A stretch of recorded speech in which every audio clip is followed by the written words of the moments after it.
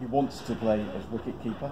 Will he, or does Josh Butler continue? Josh is going to keep this week, just with obviously a slight fracture. I think the safest thing to do is for Johnny just to play as a batter. He is fit to bat, and we're batting number 4 this week. How does Johnny feel about that?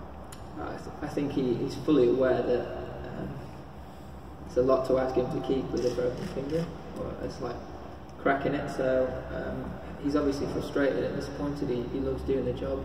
He's done extremely well the last couple of years. But that's part of international sport. It's not always, you don't always get what you want, and hopefully he uses it in the right way to drive his game forward and to continue to work really hard at that side of his game. And those two can push each other to keep improving in that department. In terms of the rest of the squad, I mean, just update us with Chris Works. I mean, how do things stand with his thigh? Yeah, there's actually 2 changes to the team from last week. Sam Curran comes in for Chris Works. He's not fit to play this time round, and with Ben not being 100% in terms of the amount he can bowl, for the balance of the side, Moeen comes in for Ollie Pope. How impressed have you been with Moeen? Just recently, double century for Worcestershire and took 8 wickets. Yeah, I mean, he's in fine form, isn't he? He's gone back to his county, and what you want from international players is to go back and sort of prove a point and to really stand out, and that's exactly what Moeen's done last couple of weeks. And he seems in a really good place, so that's a good sign for England moving forward, and I'm really pleased for him because he's obviously gone away and worked really hard at his game. And after getting back in the series and the manner of India's victory at Trent Bridge, do you sense that the momentum is with them? I think it's a big week, no doubt. You can call it momentum or whatever you like. We underperformed last week, that's the bottom line. And we've got a great opportunity to put that right this time round.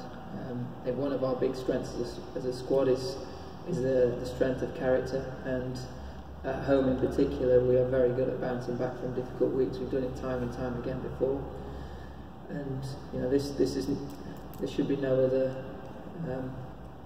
I don't expect anything less from the group this time as well. Go with David, John, and then Mel. John was still optimistic yesterday on his coaches. Did he think It was a medical call. It was I didn't seem fit to be able to keep 100% in a test match for 5 days, and that was the call that was made. And he will be disappointed, as I said, but ultimately we've got to make sure we do the best thing for this team to win this game, and believe that Josh is the right man to do it this time. Okay, well, what about long term? Butler or Bairstow? I think that one thing, as I said, there's no guarantees, is there, in international sport? It has opened the door for someone else. We've seen it in the white ball stuff.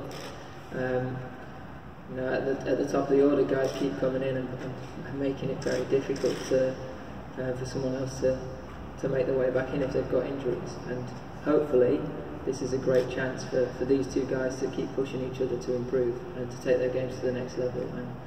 And Josh has got an opportunity for this game and potentially the rest of this series. We have to wait and see, and I think that's a good thing in terms of development for this group. Does Josh actually want to do the job in both formats? Yeah, I think so. Why wouldn't you? I think if you're an international keeper, you want to be doing it all the time. And we are very fortunate to have 2 fantastic options in Josh and Johnny. So in one way we are very fortunate, and hopefully the guys use it in the right way to motivate themselves to improve.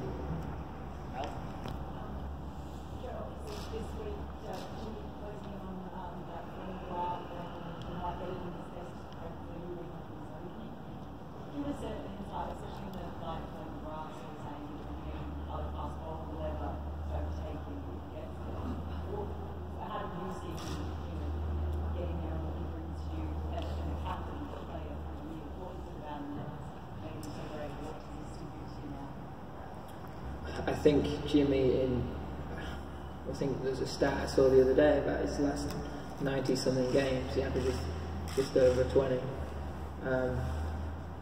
So he is rightfully right up there with the likes of Glenn McGrath, one of the greats of the game.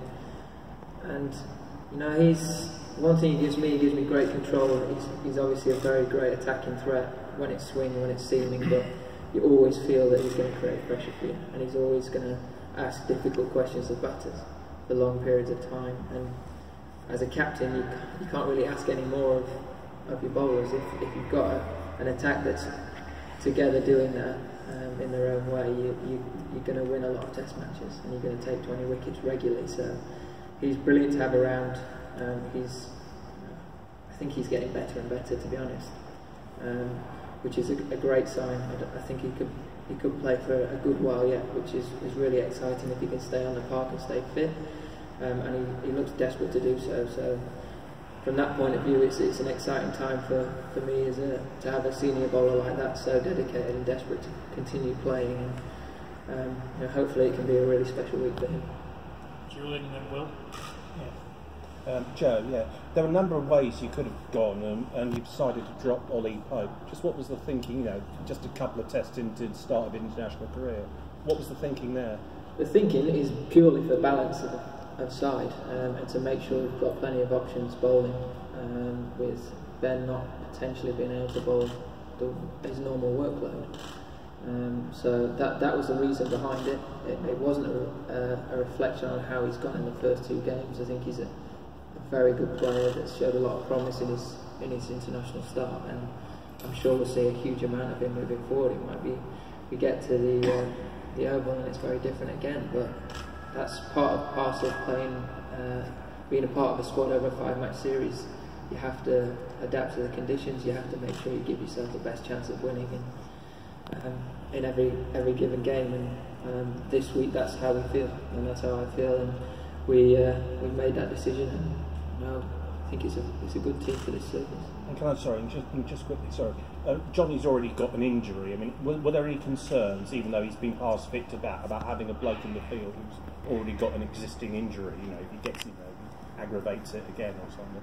Yeah, that's why we called James Vince into the squad, to make sure that throughout these 2 days we could be really clear that Johnny was going to be fine to play a test match.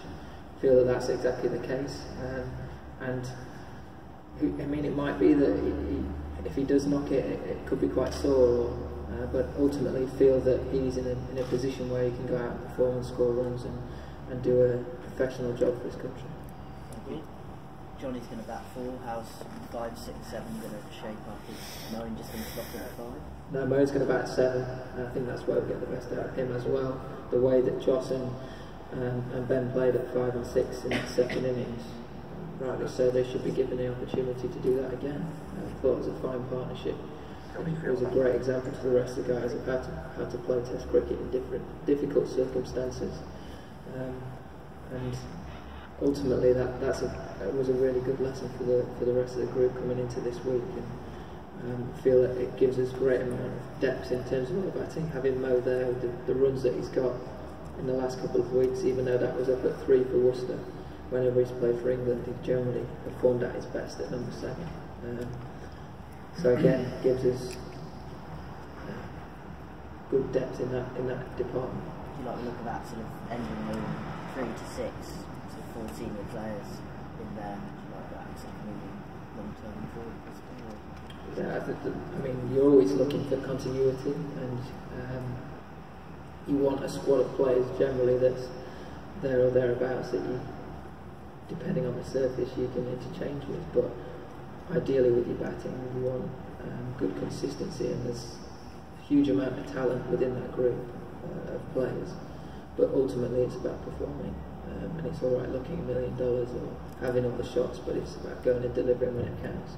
And I think that was one of the most impressive things about the way those 2 guys played last week. It wasn't necessarily flashy, it wasn't extravagant shots, they just got the job done, and they played a lot of the time within themselves at a really good tempo for Test cricket. Gentleman behind them will do stuff. Pitch looks a little on the greener side up from the test work. So how do you assess the conditions, and do you think this test match provides you with a better chance to wrap things up than Nottingham? I think it's always difficult to say a day out. You always want to check in the morning and see exactly how it looks then, but and it looks a good surface. It looks like it should be good for batting for the majority of the game. Obviously, English summers, generally when you play at Southampton you get a brilliant test wicket. Remember last time we played India here, two big first innings scores, but the way this summer's gone, it's been very different. It's been very bowler friendly.